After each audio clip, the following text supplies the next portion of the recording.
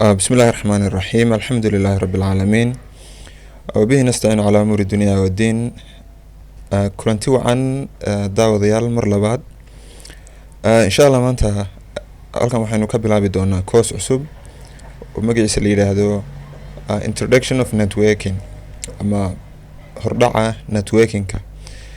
insha Allah casharadan kan iyo wixii dhowrka cashar ka dambeeya waxaynu kaga hadli doonaa muxuu yahay basic networking ama asaaska networking-ka, inagoo markaa kadibna markaynu basic-ga ku fargarin hadii la yiraahdo u gudbi doona advanced networking.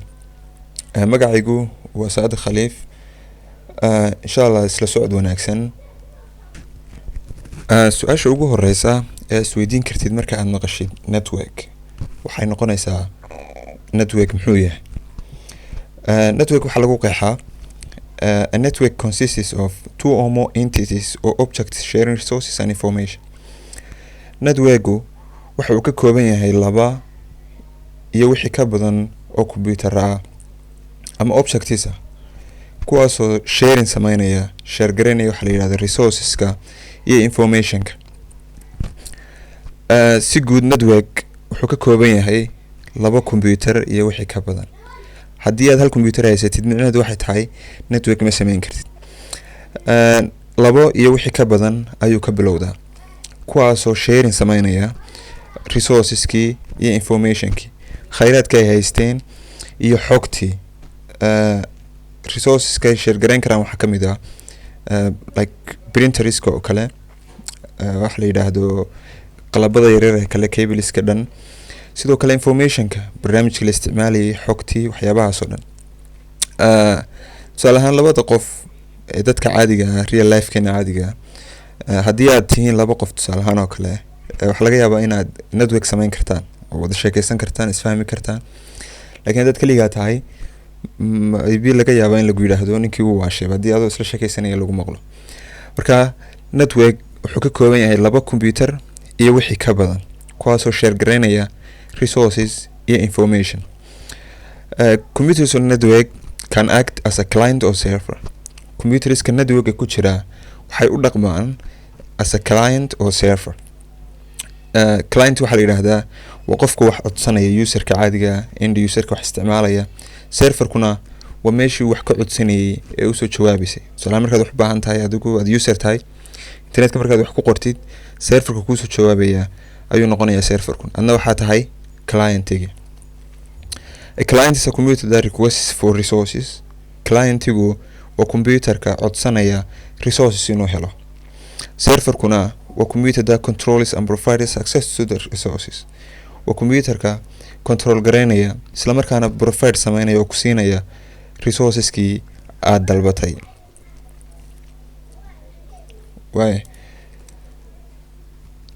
needs for networks.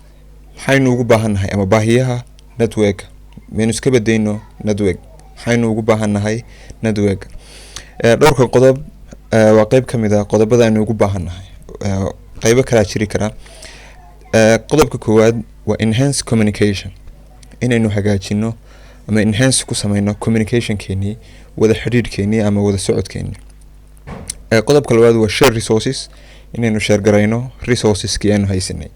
hardware-ki inaynu share gareyno oo qodobka xiga. isla software-ki inaynu share gareyno. sidoo kale information-ka qudhiisii inaynu share gareyno. qodobka ugu dambeeya waa facilitate centralized management, inaynu dadejino kala ama aan sameysano management centralized oo meel laga maamulo oo server la micno. classification of networks. networksku markaa way qaybsamaan. networkska laba jeer baa la qaybiyaa. qaybtan networks are frequently classified according to geographical boundaries spanned by the network itself. network waxaa loo qaybiyaa iyadoo la eegayo geographical boundarieska uu ku teedsan yahay ama uu spanned ku yahay, uu ku fidsan yahay. waxaa loo qaybiyaa LAN, WAN iyo MAN. waxaa dhici kartaa qaybo kale inay soo raaci karaan, laakiin saddexdani waa saddexda ugu muhiimsan. saddexdaasi waa the basic types of classification. waa basic type-ka ama classification-ka basic-ga network-ga loo qaybiyo. of which LAN and WAN are frequently used. halkaasoo laanka iyo waanka si aada loo isticmaalo. waayo mid walba aynu aragno iyo sida uu shaqeeyo. Local area network LAN. A local area network covers relatively small area such as a classroom or a school. wuxuu cover gareeyaa small area, isagu area yar sida classroom oo kale, hal qol oo kale, ama hal school or a single building, ama hal dhisme oo kale, hal guri, hal class, hal school. Distance aad u yar oo small area.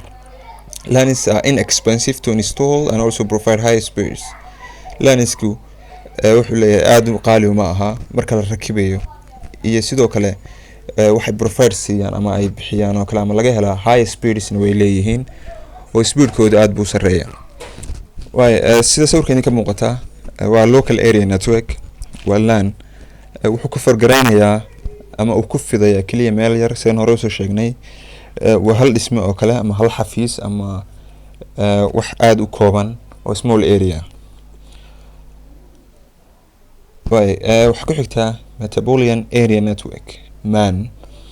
A MAN spans a distance of typically metropolitan cities. MANku isagu wuxuu distancegiisu gaadhaa laba magaalo tusaale ahaan oo kale. isagu kii hore uu ka distance dheer yahay tusaale ahaan. The cost of installation and operation is higher. lacagta ama kharashka ku baxaya rakibidiisa iyo ka shaqaysiintiisuba waa maxay? Is higher, aad bay u sareysaa. Many use high speeds connection. waxay isticmaalaan MANsku raggi maaha. waa Metropolitan Area Network. Connection is such as fiber optics, sida xadhigga fiber optiga oo kale, to achieve high speeds, si ay u gaaraan ama ay u keenaan oo kale, ama looga helaba speeds aad u sareeya. waxay ku isticmaalaan xadhkaha fiber optiga. waayo sawirkiisuna isna waa kan. isagu waa tusaalahan laba magaalo oo kale. distancegiisu ku ka fargaroobaya. kii hore wuxuu ahaa hal meel, ama hal guri, ama hal dhisme, ama hal classroom oo kale.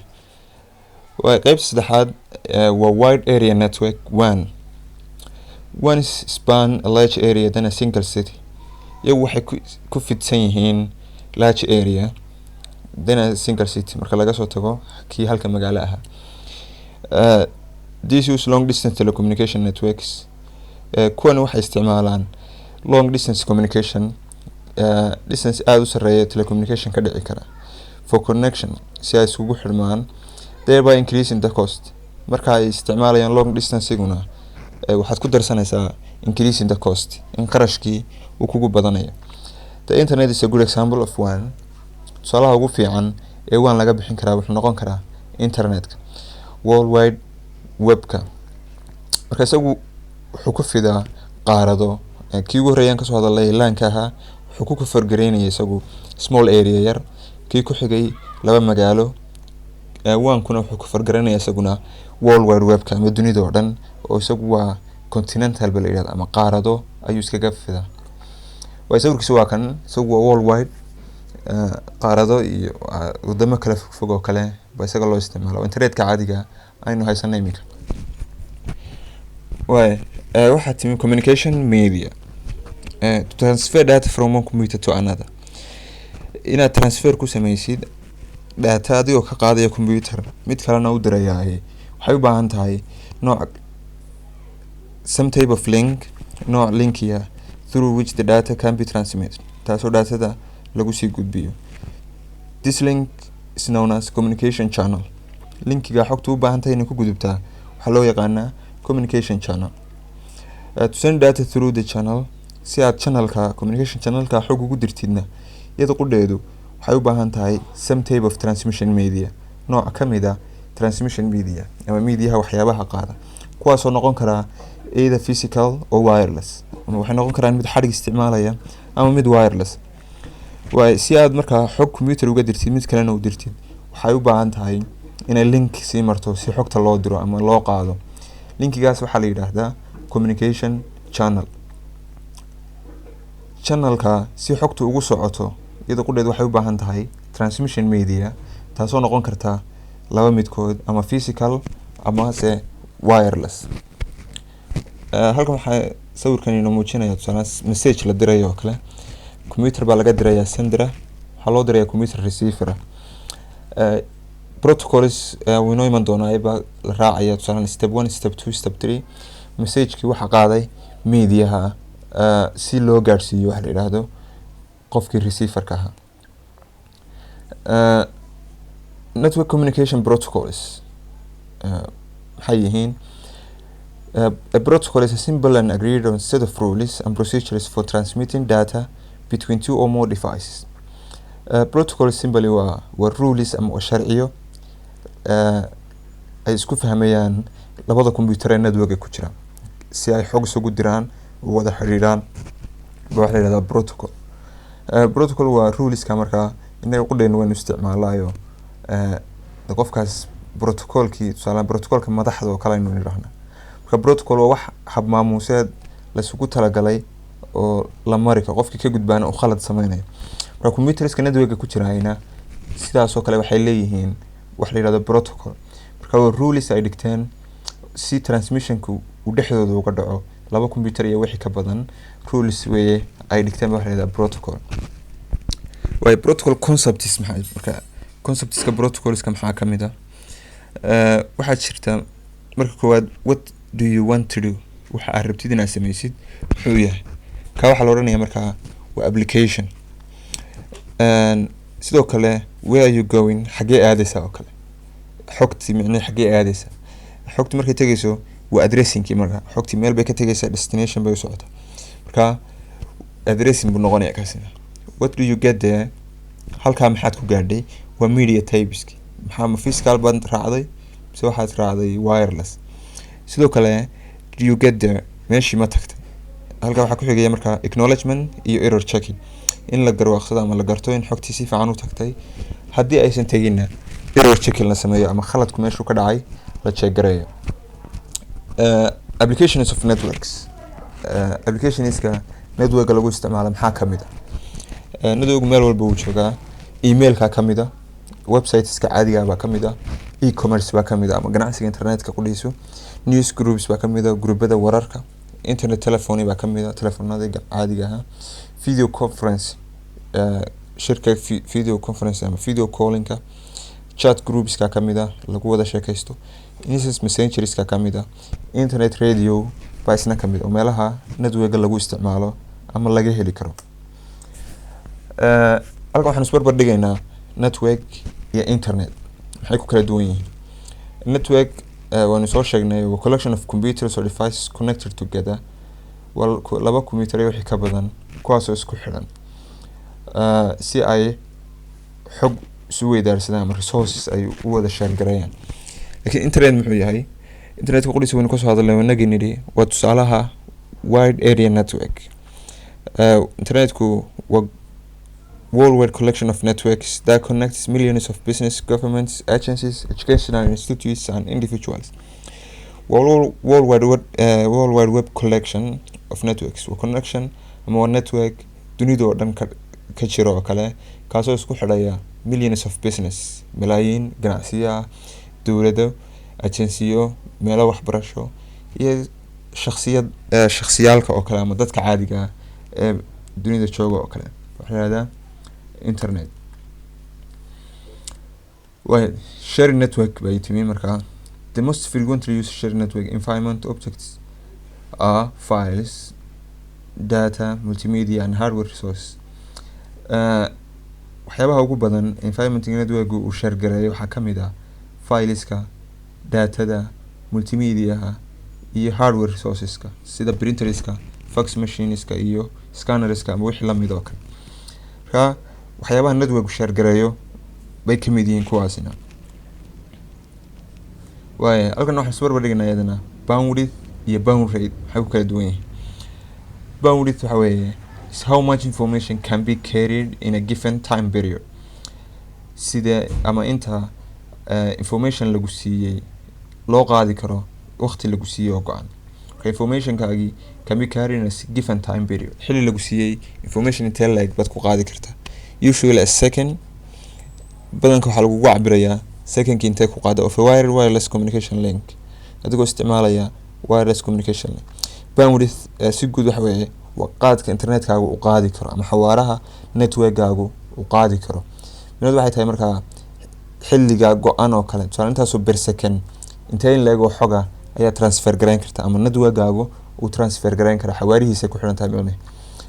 bound rate waxa weeye is the rate at which information is transferred in a communication channel. waa cabirkaasna ma xadiga in which information kaasoo xogtii is transferred in a communication channel lagu transfer gareeyay ama lagu transfer garayn karo communication channel. waxay isweydiinaysaa dadku maxay network u isticmaalaan. networku dadku waxay u isticmaalaan various reasons ama variety of reasons aad u kala duwan oo kala fara badan. dadka qaar communicate bay u sameeyaan inay iyagu wada xiriiraan, isla hadlaan, is wareystaan.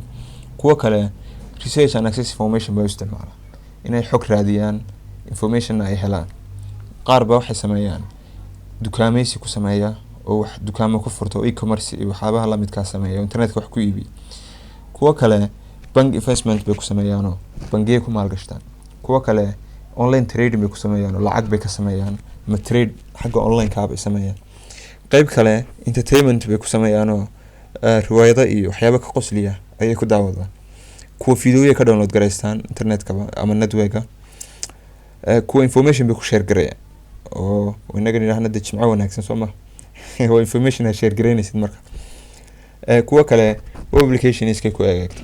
marka dadku waxyaabo kala duwan oo fara badan bay u isticmaalaan. marka dad aragti qof sana entertainment network ugu jira oo u isticmaalaya hala yaabin sababtoo dadku waxa u isticmaalaan qof walba dooqiisa wax walba uu rabo ayuu ka gali karaa. waxa jirta marka social networking websites website social networking leeyahay. marka social networks ka wan garanayna soo sheegmayna iminka website-daasi encourage members to share their interests. waxay ku encourage gareeyaan ama ay ku dhiirigeliyaan memberskooda inay share gareeyaan waxyaabaha ay xiiseynayaan sida fikradahooda kale, waxyaabaha storieska, sheekooyinkooda ku dhacay, sawiradooda, music iyo fiidiyoyada la midka. with other registered users dadka kale ee u share gareynayaan meesha ku register gareysan Facebook iyo waxyaabaha noocaas. waa leedahay social networking websites. halkan waxaan ku gabagabeynaynaa waxa la yiraahdo casharkii koowaad ah introduction of networking. insha Allah casharkan waxaynu ku fargaraynay network muxuu yahay, imisuu kala baxaa, mid walba iyo sidoo u shaqeeyo, waxa la yiraahdo protocolski iyo xogaa kale oo ku dardarnay. marka insha Allah waa inoo casharka dambe. Assalaamu calaykum.